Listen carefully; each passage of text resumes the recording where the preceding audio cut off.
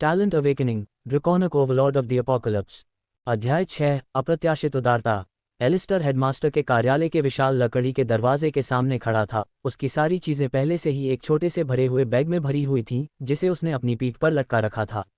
उसके पास शुरू में ज़्यादा कुछ नहीं था और ऐसा नहीं लग रहा था कि वह ज़्यादा कुछ लेकर जाएगा। मुझे आश्चर्य है कि वह मुझसे किस बारे में बात करना चाहता है, एलिस्टर ने सोचा और दरवाज़ा खटखटाया। अंदर आ जाओ, हेडमास्टर ने जवाब दिया। एलिस्टर को अंदर बुलाया। माफ़ करना, एलिस्टर ने कहा और दरवाज़ा खोलकर कार्यालय में कदम रखा। उसकी आंखों के सामने एक ऐसा दृश्य था जिससे वह बहुत परिचित था। एलिस्टर ने चारों ओर एक छोटी सी नज़र डाली। कार्यालय में कुछ बदलाव देखे।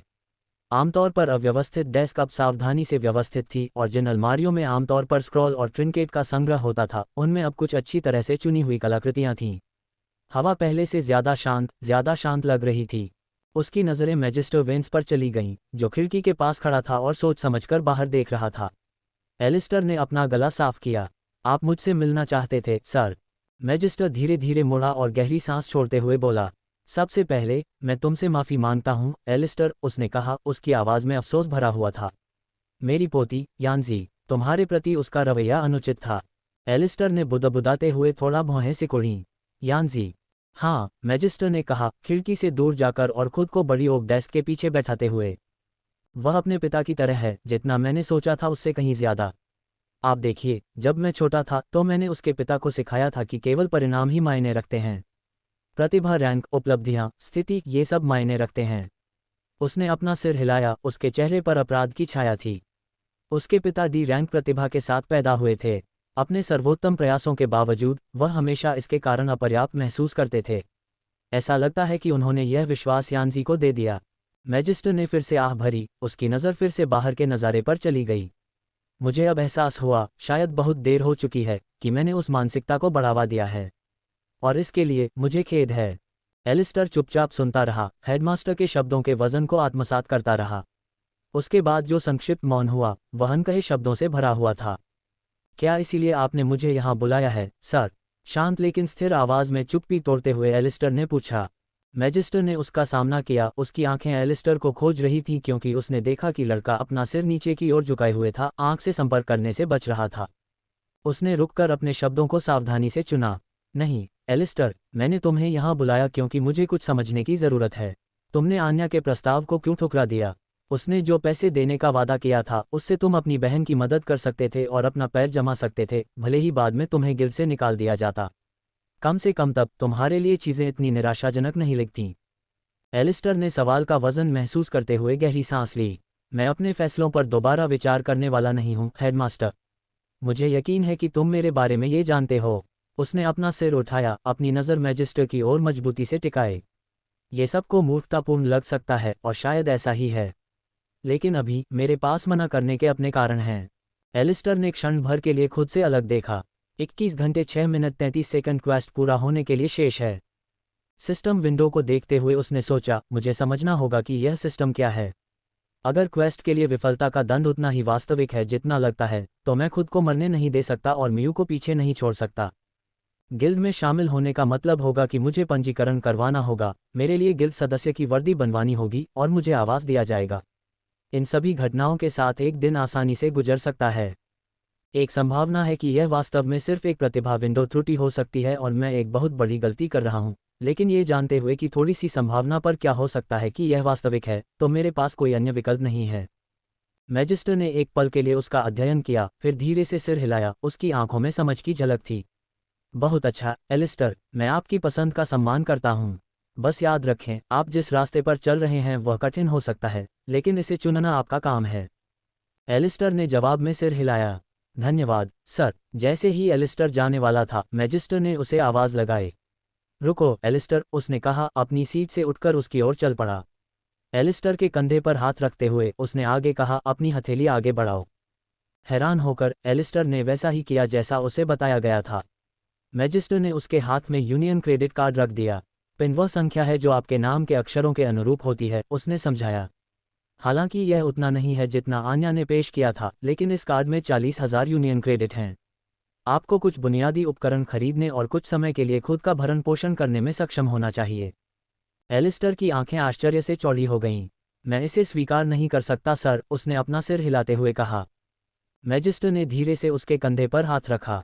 इतना जिद्दी मत बनो एलिस्टर, बस शुक्रिया कहो। हम दोनों जानते हैं कि तुम्हारे पास यूनियन क्रेडिट बहुत कम है क्योंकि तुम इसका ज़्यादातर हिस्सा अपनी बहन पर खर्च करते हो। कभी कभी अपना ख्याल रखना। एलिस्टर की सख्त अभिव्यक्ति एक कृतज्ञता भरी मुस्कान में बदल गई। धन्यवाद सर, उसने गंभीरता से कहा। मैं इसका अच्छा उपयोग करूंगा। अच्छा, मैजिस्टर ने बस मुस्कुराते हुए जवाब दिया।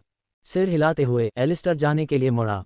जैसे ही उसने अपने पीछे का दरवाज़ा बंद किया, मैजिस्टर ने सोच समझकर अपनी दाढ़ी को सहलाया, खुद से बड़बड़ाते हुए, मुझे उम्मीद है कि वह लड़का अपने और अपनी बहन दोनों के लिए खुशी पाएगा। ये दुखद है, लेकिन मेरे जैसे बूढ़े आदमी के लिए यही सब है। अध्याय 7। एक अपार्टमेंट मिला। अब बाहर अकादमी से सड़कों पर टहलते हुए एलिस्टर ने खुद को एक लंबे काले दुपट्टे जैसे लबादे में कसकर लपेट लिया। रास्ता छात्रों से भरा हुआ था, सभी बाहर निकल रहे थे। कुछ के चेहरे पर उत्साह के भाव थे, दूसरे हताश दिख रहे थे और कुछ उदासीन दिखाई दे रहे थे। उनकी भावनाएं कहीं बीच में थीं।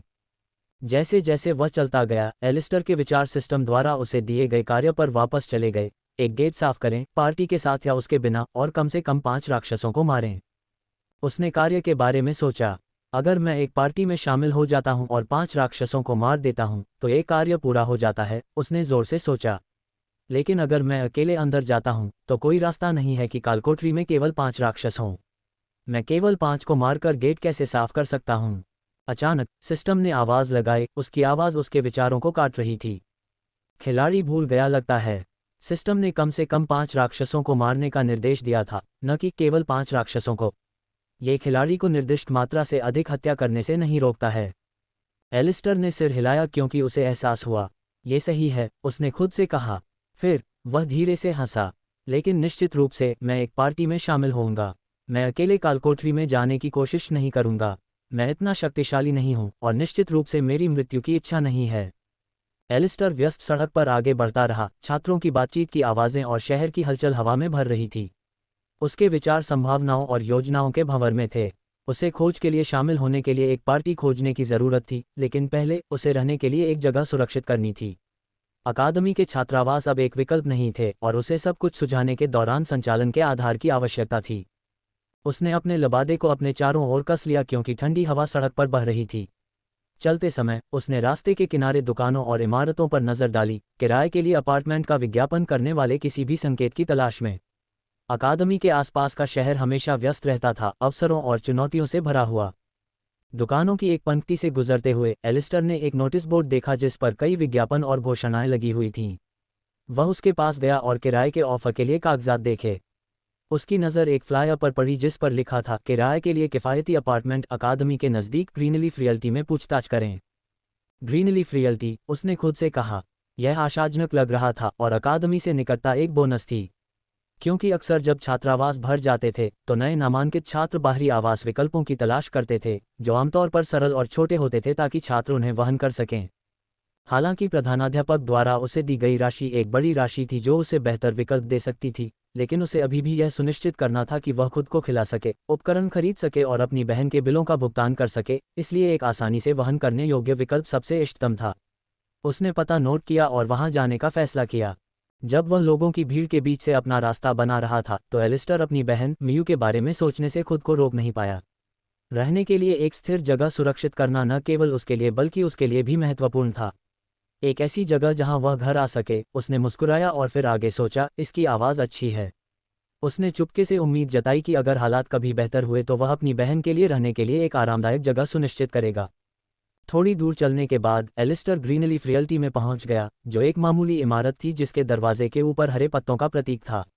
इमारत पर समय और क्षय के निशान थे, इसकी नींव पर दरारें थीं, लेकिन फिर भी यह एक स्वागत योग्य आभा दे रही थी। उसने थोड़ा जंग लगा हुआ दरवाज़ा खोला। अंदर का हिस्सा बहुत ज़्यादा स्वागत करने वाला था। एक दोस्ताना रिसेप्शनिस्ट एक पॉलिश लकड़ी की मेज के पीछे बैठी थी, जिसके चारों ओर गमले लगे पौधे थे जो घिसी पिटी जगह में जान डाल रहे थे।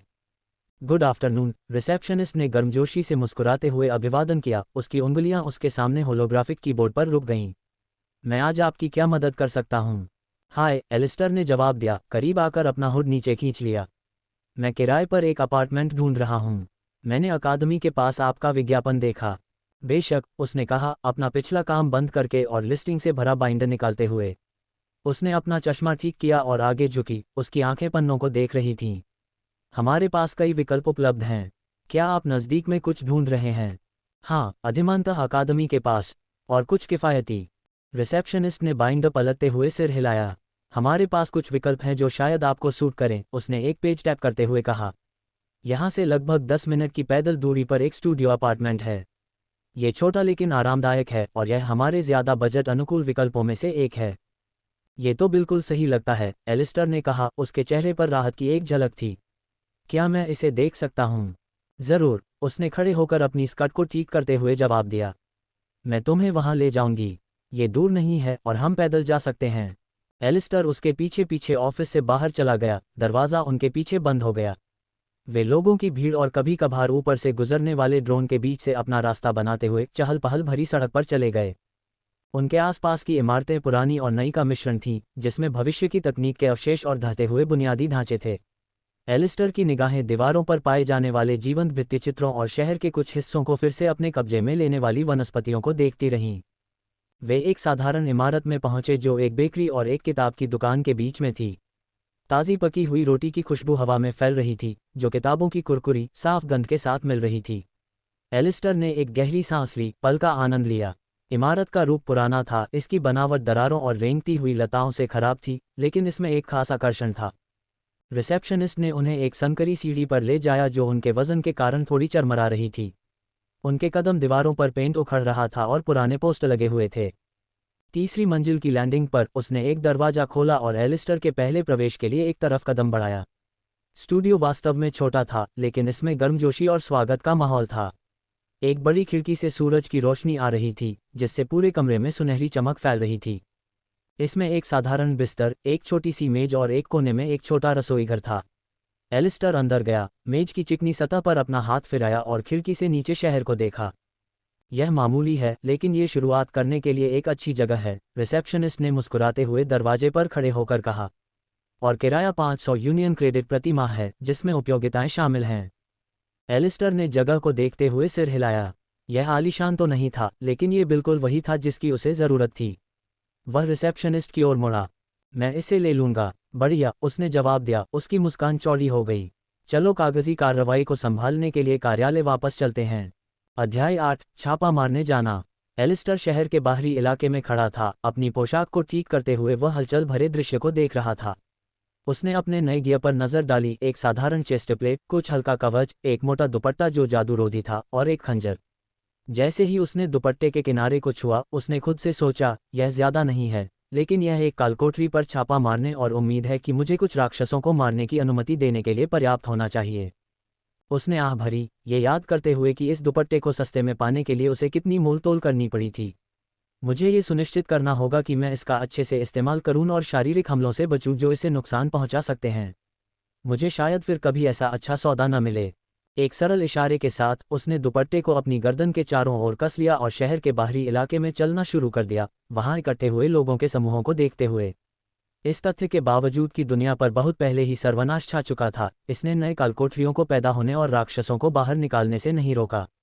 ये क्षेत्र, जहां कई कालकोठरी पोर्टल खुलते थे, उन्हें मैना जोन कहा जाता था।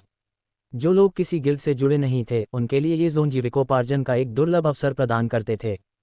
हवा लोगों की आवाज़ों से भरी हुई थी जो टीम के साथियों को बुला रहे थे। सी रैंक कालकोठरी छापे के लिए डी रैंक हीले की तलाश है। डी रैंक कालकोठरी के लिए एक और सी रैंक टैंक की ज़रूरत है। जल्दी भागो, अच्छी लूट। सी रैंक कालकोठरी के लिए एक टीम बना रहा हूँ। कम से कम सी रैंक प्रतिभा या उससे ऊपर की प्रतिभा होनी चाहिए। एलिस्टर ने आवश्यकताओं पर चिंता जताई, उसके कंधे थोड़े झुक गए।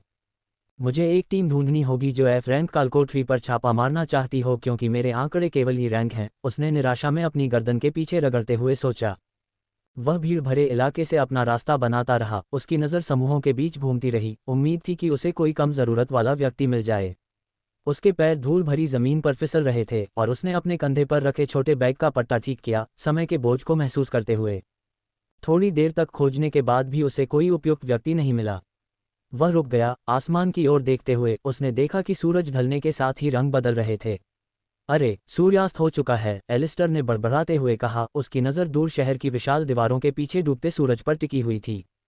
उसने अपनी कलाई हिलाकर सिस्टम विंडो खोली। खोज पूरी होने में 10 घंटे 3 मिनट 12 सेकंड बचे हैं। अरे, सिर्फ 10 घंटे बचे हैं, उसने सोचा। उसकी उंगलियां उसकी जांघ पर घबराहट से टैप कर रही थीं। एक कालकोठरी पर छापा मारने में कम से कम 5 घंटे लगेंगे, यह मानते हुए कि मेरी टीम कुशल है। ये देखते हुए कि मैं एक कम रैंकिंग वाली टीम की तलाश कर रहा हूँ, इसमें आसानी से 8 घंटे लग सकते हैं। और उम्मीद है कि मैं बचे हुए समय में ज़रूरी राक्षसों को मार पाऊंगा। उसने गहरी सांस ली, अपने बालों में हाथ फेरते हुए। लेकिन अगर मैं ये खोज जारी रखता हूँ तो मेरा समय पूरी तरह से खत्म हो सकता है, इससे पहले कि मैं किसी को भी पा सकूं। क्या मुझे अकेले ही कालकोठरी पर छापा मारना पड़ेगा? अकेले कालकोठरी में जाने के विचार से उसका पेट खराब हो गया। उसे यकीन नहीं था कि वह अकेले ही एफ रैंक कालकोठरी पर भी हमला कर सकता है। उसने अपनी मुट्ठी अपनी बगलों में कस ली, अपने सीने में चिंता की गांठ महसूस करते हुए उसने अपने सीमित विकल्पों पर विचार किया। अचानक हलचल भरे माने क्षेत्र के शोर को चीरती हुई एक आवाज़ आई। मुझे आश्चर्य है कि अकादमी की प्रतिभा इस तरह की जगह पर क्या कर रही है। एलिस्टर ने पलटकर लाल भूरे बालों और आकर्षक नीली आंखों वाली एक लड़की का जाना पहचाना चेहरा देखा। उसने उसके जैसी ही एक साधारण पोशाक पहनी हुई थी, जो उनके आसपास के लोगों के साथ घुल मिल गई थी। यह अमेलिया रोज थी, जो एक सहपाठी थी और अपने शांत और संयमित व्यवहार के लिए जानी जाती थी। अमेलिया, एलिस्टर ने थकी हुई सांस छोड़ते हुए पुकारा। काम की तलाश में हूँ, वरना मैं यहाँ क्यों होता? जैसे ही वह एक कदम और करीब आए, अमेलिया के हाव भाव में हल्की जिज्ञासा आ गई। तो तुम्हारे बारे में यह अफवाह सच है कि तुम सबसे ज्यादा क्षमतावान लेकिन सबसे घटिया प्रतिभा वाली जागृत हो? तुमने वाकई एक घटिया प्रतिभा को जगाया है। एलिस्टर के कंधे थोड़े झुक गए और उसने अपनी बाहें अपनी छाती पर रख लीं। क्या तुम इसलिए पूछ रहे हो क्योंकि तुम्हें नहीं पता, या तुम सिर्फ मुझे नीचा दिखाने की कोशिश कर रहे हो? जब ये हुआ तो तुम्हें वहां होना चाहिए था, इसलिए मुझे नहीं समझ आता कि तुम पूछने की जहमत क्यों उठा रहे हो। अमेलिया ने कंधे उचकाए, अपने बालों की लट को कान के पीछे किया। वास्तव में जब मैंने अपनी प्रतिभा को जगाया तो मैं तुरंत अकादमी के मैदान से निकल गई। मैं उन लोगों की तरह नहीं हूं जिनके पास ऐसे लोगों के लिए जयकार करने का समय है जिन्हें वे मुश्किल से जानते हैं या जो उनके जीवन पर कोई प्रभाव नहीं डालेंगे। एलिस्टर को मानना पड़ा, उसकी बात सही थी। ठीक है, यही बात है। वैसे भी मुझे एक टीम ढूंढनी है ताकि मैं बाद में एक कालकोठरी पर छापा मार सकूं। अमेलिया ने हाथ बढ़ाया और उसके हाथ पर हल्के से हाथ रखकर उसे रोका। रुको, अगर तुम किसी टीम की तलाश में हो तो हमारी टीम में क्यों नहीं शामिल हो जाते? हमारे पास सिर्फ एक सदस्य कम है। एलिस्टर ने भौहें उठाईं, उसकी जिज्ञासा बढ़ गई। हम कौन हैं? अमेलिया ने मुड़कर एक डंगॉन पोर्टल के पास खड़े एक समूह की ओर इशारा किया। हमारे कुछ सहपाठी, उसने स्नातक छात्रों के एक समूह की ओर इशारा करते हुए कहा। कुछ ऐसे लोग जिनके बारे में तुम जैसे स्टार को भी नहीं पता होगा। एलिस्टर ने उसकी उंगली का पीछा किया और 2 लड़कों और एक लड़की को देखा। समूह में मौजूद दुबला पतला लड़का हाथ हिला रहा था और अमेलिया को पुकार रहा था, रोज जल्दी करो, हम इंतजार करते करते थक गए हैं। अमेलिया ने हल्के से मुस्कुराते हुए एलिस्टर की ओर देखा। तो तुम क्या कहती हो? एलिस्टर ने उसकी नज़र से नज़र मिलाई, उसका चेहरा गंभीर था। क्या यह एफ रैंक डंगॉन है? हाँ, अमेलिया ने सिर हिलाते हुए जवाब दिया। फिलहाल हमारी जैसी टीम यही सब संभाल सकती है। एलिस्टर ने प्रस्ताव पर विचार किया, उसका दिमाग विकल्पों के बारे में सोच रहा था। किसी टीम में शामिल होने से उसके बचने और खोज को पूरा करने की संभावना बढ़ जाएगी। उसने अपने सिस्टम विंडो पर नज़र डाली। खोज को पूरा करने के लिए 9 घंटे 58 मिनट 45 सेकंड बचे हैं। अरे, 10 घंटे से भी कम बचे हैं, उसने सोचा। टिक टिक करती घड़ी का वजन उस पर दबाव महसूस कर रहा था। मेरे पास खोज जारी रखने का समय नहीं है। यह मेरा सबसे अच्छा शॉट हो सकता है। उसने एक गहरी सांस ली और धीरे धीरे सांस छोड़ते हुए सिर हिलाया। ठीक है, मैं आपकी टीम में शामिल हो जाऊंगा। अमेलिया की शांत अभिव्यक्ति एक दुर्लभ अनुमोदन मुस्कान में बदल गई। बहुत बढ़िया, चलो फिर चलते हैं। जब वे समूह की ओर बढ़े तो एलिस्टर ने आखिरी बार अपने गियर को समायोजित किया, ये सुनिश्चित करते हुए कि सब कुछ सुरक्षित है। मैना जोन की आवाज़ें उसके चारों ओर गूंज रही थीं, लेकिन उसका ध्यान आगे के कार्य पर केंद्रित था। वह अपने पहले कालकोठरी छापे का सामना करने वाला था और वह असफल होने का जोखिम नहीं उठा सकता था। अरे, देखो कौन हमारे साथ आ रहा है, अमेलिया ने समूह के पास पहुंचते ही घोषणा की। वह दुबला पतला आदमी, जो पहले हाथ हिला रहा था, मुस्कुराया। ठीक है, अगर यह एलिस्टर द जीनियस नहीं है। स्वागत है, यार। एलिस्टर ने अपनी घबराहट को कम करने की कोशिश करते हुए एक छोटी सी मुस्कान बिखेरी। धन्यवाद, आशा करते हैं कि हम सभी इस स्थिति से एक साथ बाहर निकलेंगे। समूह ने सिर हिलाया और मुस्कुराया और इसके साथ ही वे पोर्टल की ओर मुड़ गए। कालकोठरी के प्रवेश द्वार की झिलमिलाती घूमती हुई ऊर्जा आगे बढ़ रही थी, जो जमीन पर एक चमकदार नीली चमक बिखेर रही थी। जैसे ही वे पोर्टल के करीब पहुंचे, अमेलिया ने एलिस्टर की ओर रुख किया। उसकी आवाज़ स्थिर थी।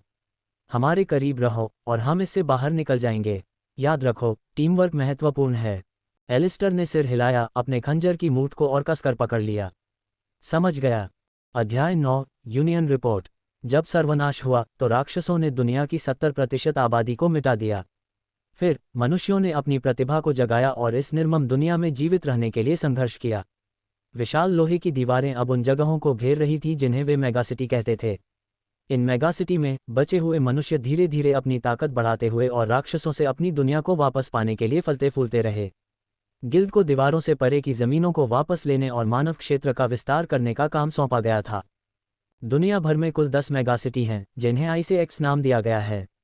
जैसा कि कोई उम्मीद कर सकता है, मेगासिटी एक्स सबसे बड़ी है, जो द यूनियन के केंद्रीय केंद्र के रूप में काम करती है, जो एक विशाल संगठन है जो मेगासिटी से संबंधित लगभग हर चीज़ का प्रबंधन करता है।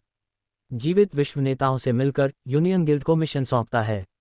यूनियन के भीतर एक ही आदमी के पास सारी शक्ति है, यूनियन का अध्यक्ष गैलिस्क, जिसके बारे में अफवाह है कि वह दुनिया की ऐसी स्थिति के लिए आंशिक रूप से जिम्मेदार है। विशाल, चमकदार सफ़ेद और नीले रंग की यूनियन बिल्डिंग में, जिस पर एक विशाल नीला यू बना हुआ है, एक महिला इसके हॉल से गुजरी। उसके शरीर का ज्यादातर हिस्सा सफ़ेद और सुनहरे कवच से ढका हुआ था, जो एक तलवारबाज के रूप में उसकी भूमिका को दर्शाता है। उसके लाल बाल उसकी पीठ पर लहरा रहे थे और उसकी आंखों पर एक सफ़ेद पट्टी बंधी हुई थी जिस पर एक सुनहरा क्रॉस बना हुआ था। इसके बावजूद वह पूरी तरह से देख सकती थी। वह गैलिस्क की निजी सहायक ओनामी थी।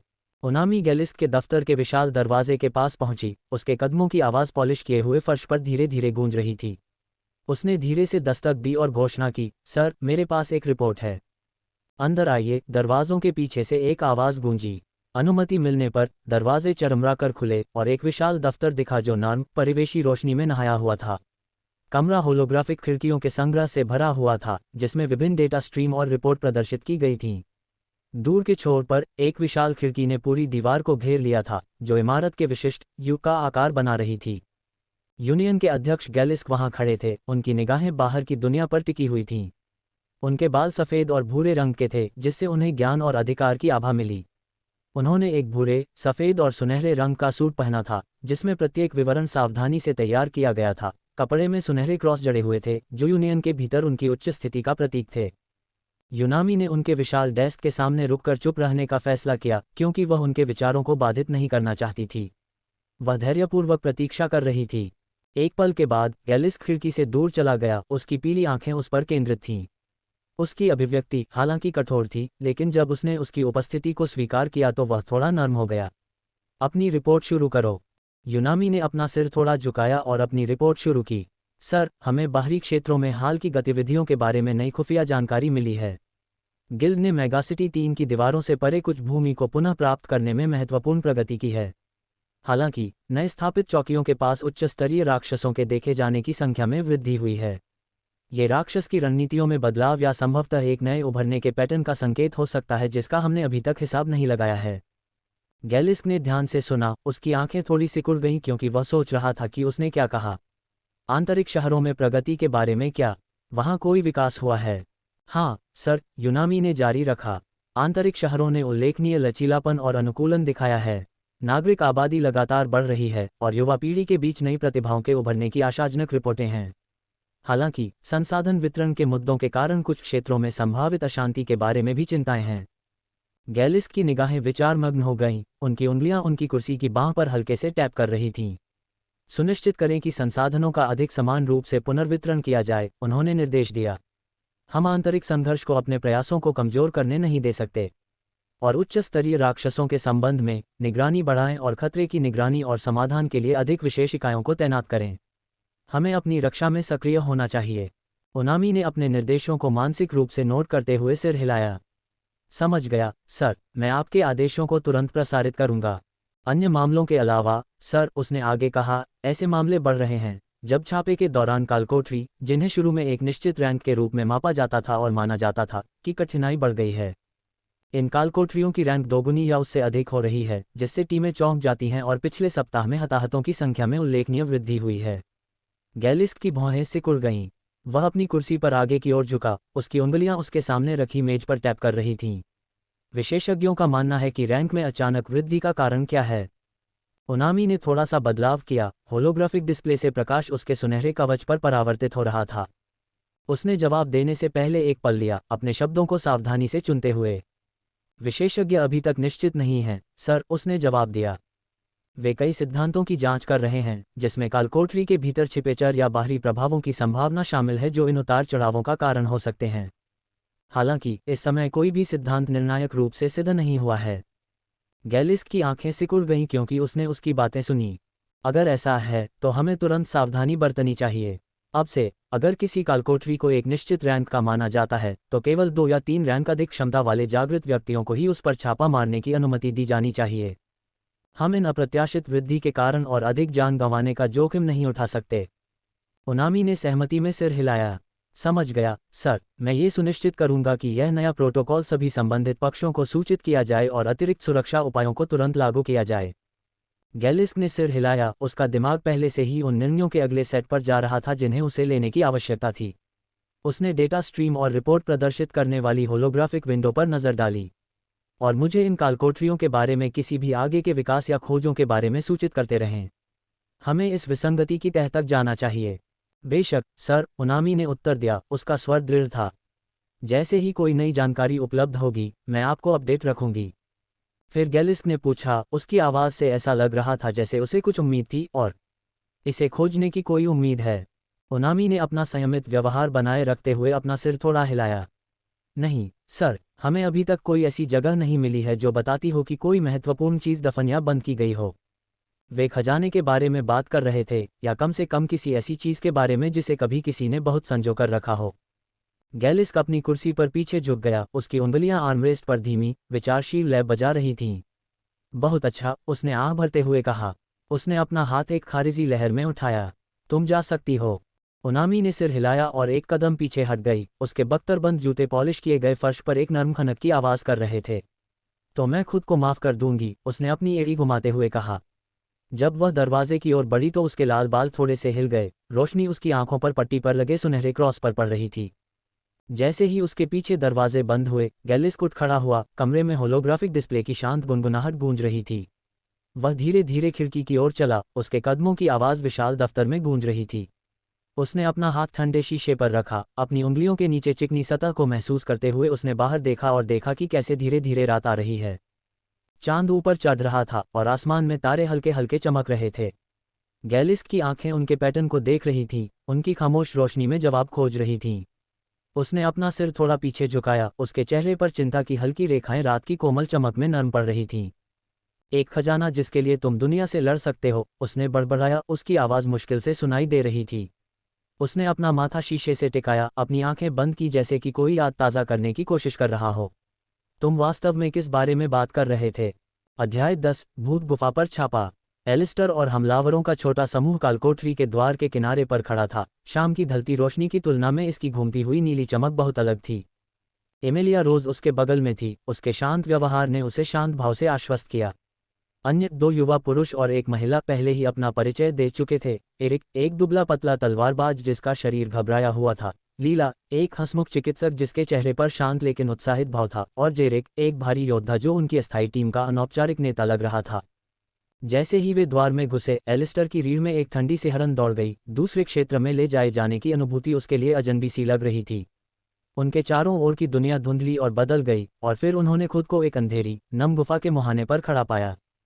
हवा में मिट्टी और सड़न की बासी गंध थी, और दूर से टपकते पानी की गूंज ने वातावरण को और भी ठंडा कर दिया। उनकी आंखों के सामने एक नीली सिस्टम घोषणा दिखाई दी, जिसका पाठ मंद प्रकाश में धीरे से चमक रहा था। कालकोठरी, भूत गुफा। उद्देश्य, भूत राजा और उसके गुर्गों को खत्म करके कालकोठरी को साफ करें। Rank, F rank. समय सीमा, 8 घंटे। नीली सिस्टम विंडो के साथ केवल एलिस्टर द्वारा देखी गई पीली विंडो एक संदेश के साथ उनकी आंखों के सामने दिखाई दी।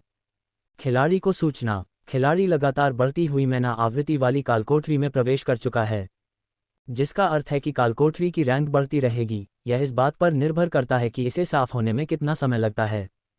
खिलाड़ी को सावधानी से आगे बढ़ने की सलाह दी गई है। कालकोठरी की रैंक बढ़ती रहेगी। सिस्टम किस बारे में बात कर रहा है? एलिस्टर के विचारों में घबराहट का एक संकेत आया।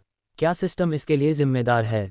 पहले मौत की सज़ा, अब बढ़ती रैंक वाली कालकोठरी। क्या ये वाकई मुझे मारने की कोशिश कर रही है? जेरिक ने नीली सिस्टम विंडो की घोषणा पर सिर हिलाया, अपनी लड़ाई की कुल्हाड़ी को कसकर पकड़ते हुए। ठीक है टीम, उसने कहा, उसकी आवाज़ धीमी गड़गड़ाहट वाली थी। चौकस रहो, ये गुफाएं मुश्किल हो सकती हैं और भूत अपने जाल के लिए जाने जाते हैं। एक साथ रहो, एक दूसरे की पीठ देखो और हम इससे बाहर निकल जाएंगे। अमेलिया ने अपने कवच की पट्टियों को ठीक किया, उसकी आंखें गुफा के प्रवेश द्वार के चारों ओर देख रही थीं।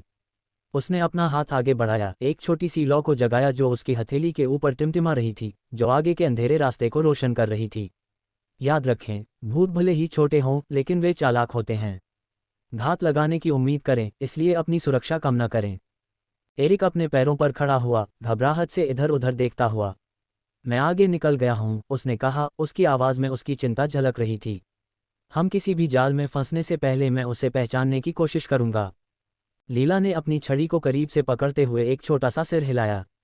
मैं बीच में रहूंगी, उसने प्रस्ताव दिया।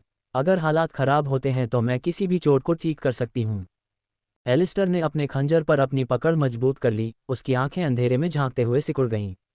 ध्यान केंद्रित रखें, उसने खुद से कहा, ये तो बस शुरुआत है, मुझे यहाँ खोज पूरी करनी है। उसने एक गहरी सांस ली, समय सीमा के भार को अपने ऊपर महसूस करते हुए।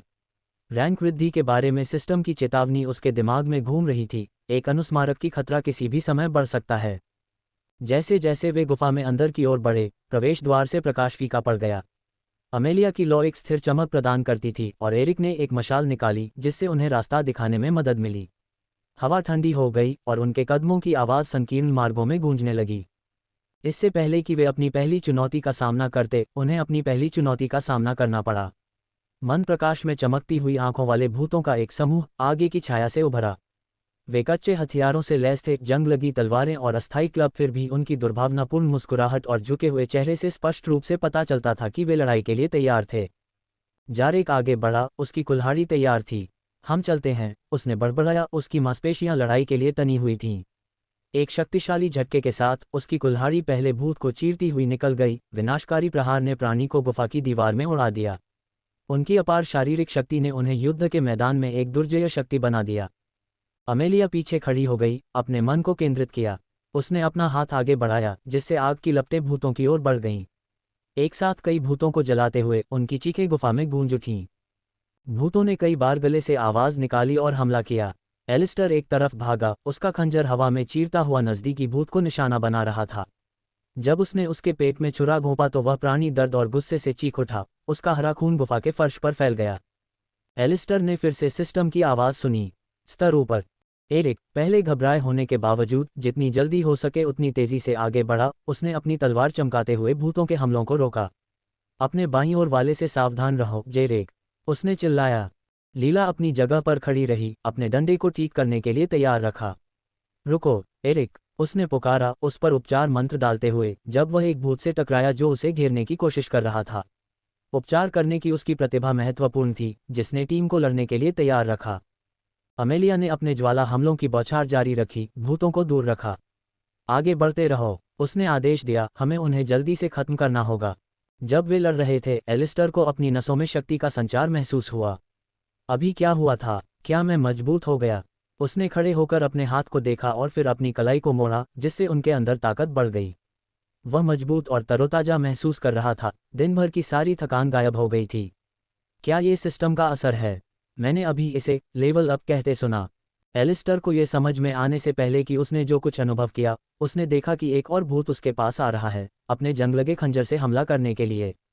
एलिस्टर बाईं ओर खिसक गया, क्योंकि भूत के खंजर ने उसे हवा में घुमाया। वह एक युद्ध प्रतिभा होने के नाते उसने तुरंत जवाबी हमला किया और अपने खंजर से भूत की तरफ वार किया। जब उसने एक घूंसा मारा तो वह प्राणी दर्द और क्रोध से चीख उठा, उसका हरा खून गुफा के फर्श पर फैल गया। उसने फिर से जवाबी हमला करने के लिए अपना खंजर निकाला। ऐसा करते हुए उसने अपनी गति और कौशल में थोड़ी वृद्धि देखी।